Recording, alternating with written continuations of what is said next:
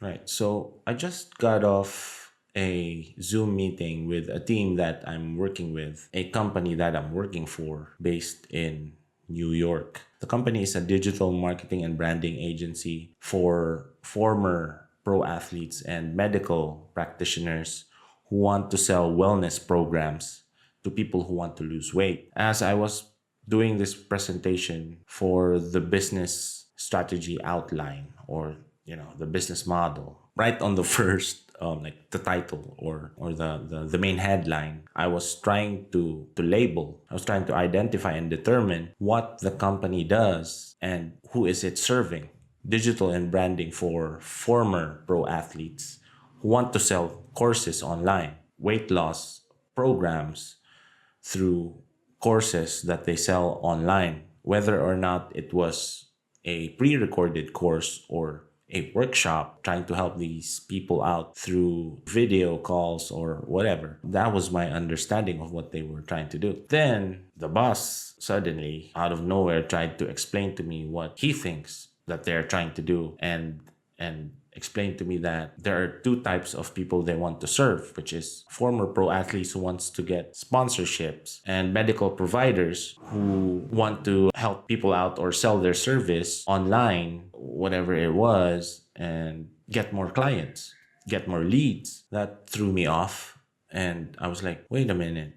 I was trying to present something that would identify the exact people that they want to serve, and yet I was acting up because I guess I couldn't understand why he wanted to put in two types of people. I was on the impression that we need to really target a single niche for us to be able to serve better, for the agency to serve more people within the same niche and target that niche. We will be able to focus on that niche and become really experts in whatever we were trying to do for customers. I wanted to explain that we should probably put that in one statement, like to be just clear and to have a focus and clarity of what we were trying to do.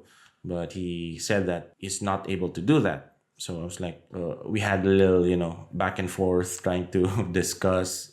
Then I tried to explain that the reason for why I'm doing it, I wasn't trying to tell him that he was wrong. I mean, who's the best person to understand what you're doing or what you're selling? But the person who owns the agency, right? And he's been in the industry for more than 20 years running digital marketing agencies. But I guess when we discuss things, it comes to a point where he was trying to tell me one thing, and then I was receiving it from a different point of view. I wasn't sure where the miscommunication was at that time when he started telling me that he knows what he knows, and he knows that he can sell things, and this is what we are trying to sell. I was like, oh, wait a minute, we just finished a project that was totally confusing, and we didn't have anything to work on, not even a content, because he has this different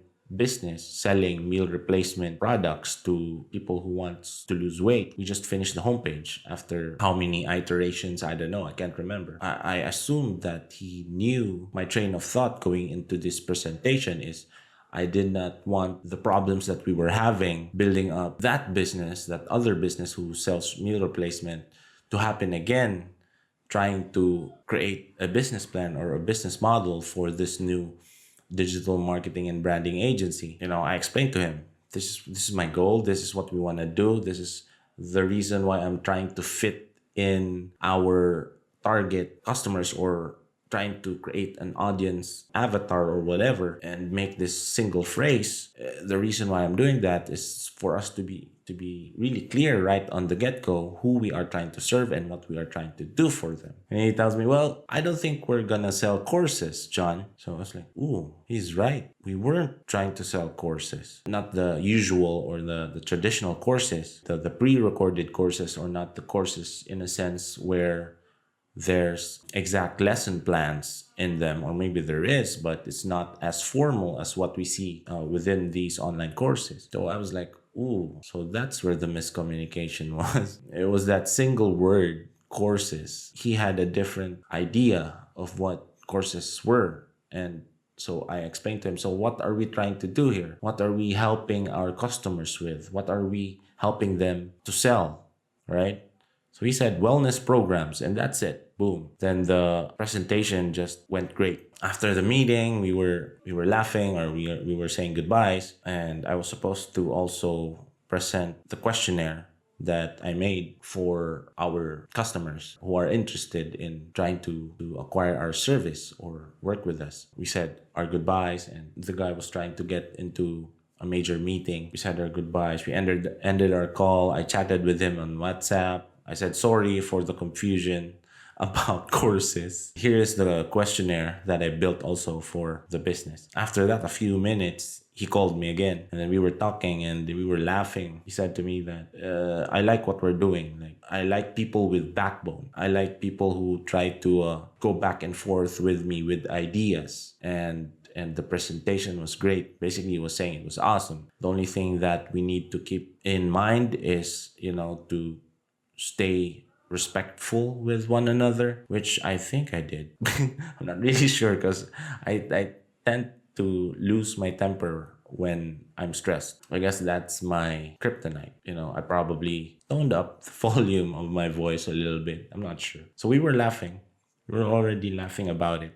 And I was agreeing with him, like, totally. I love working with you. He said he loves working with me. And the lesson here is, if you are a freelancer or a VA who works for someone who is in the business for so long, he's from a different country, at the end of the day, everything is just business.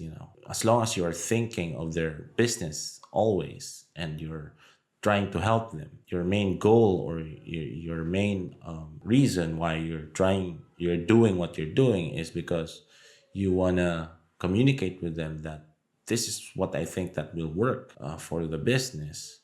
They respect you for that, instead of just saying yes to everything that they're trying to say. And sometimes it's the language barrier that's causing a problem. I know that I'm not the best English speaker or writer or whatever here in the Philippines, but I'm okay with that as long as they can understand me. And he told me that he needs to work on trying to be more respectful when you're trying to say something and not just interrupting. I said, well, that's okay. I need to also work on my temper. And we laughed. That's the lesson there. You need to be able to provide value by communication and trying to help that person out, or the business that you're working for, or the company that you're working for, as a virtual assistant or a freelancer. Just be transparent about what you are thinking about, or what your line of thoughts are, while trying to remain calm and respectful. At the end of the day, it's all business. Once you're off that call, you're friends. Arguments are good. Discussions are good, because that's when you come up with the best ideas in the world. That's how science even works. We need to understand. I hope that made sense. And I'm not just blabbering my ass off here, my mouth off. I'm trying to tell the story while it's fresh.